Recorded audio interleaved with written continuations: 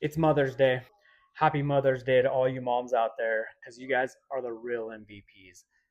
And since my mom isn't around anymore, I'm going to share a few stories of my childhood with my mom that I always remember. I have so many, but this is just a few. So we used to have this station wagon that was an 86 Chevrolet Caprice wagon, and we used to call it the tuna boat. And so I remember one night she would take me and my friends and my little sister and a few of her friends, and we'd go drive around in the tuna boat. And so those old cars like that, when you fold down all the seats, it was like this really hard plastic. So we would all just be sitting in the back, and my mom would go whipping around corners and like pull into a parking lot, and just like literally just trying to do donuts or whatever, and we'd all just be like rolling around in the back, and then she would like slam on the brakes, and we'd like one of us would flip over the front seat because it was a bench seat and like land in the seat like upside down.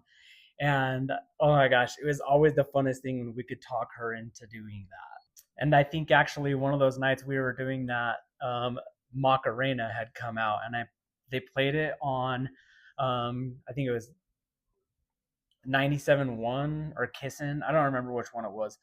But they were playing it on that station literally over and over and over and over. So I remember just cruising around listening to that, and my mom just whipping around in the old tuna boat with a bunch of our friends in the back and just being crazy. It was like just so funny.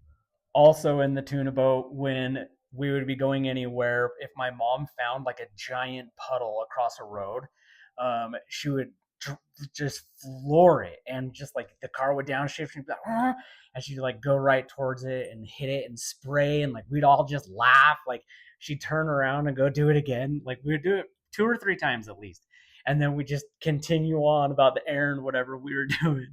And there were so many times that we caused so much trouble, and like everyone has a mom that like you just call when you're in trouble or whatever, and she's the better alternative because your dad was probably going to give you a spanking or something, because the 90s and 80s.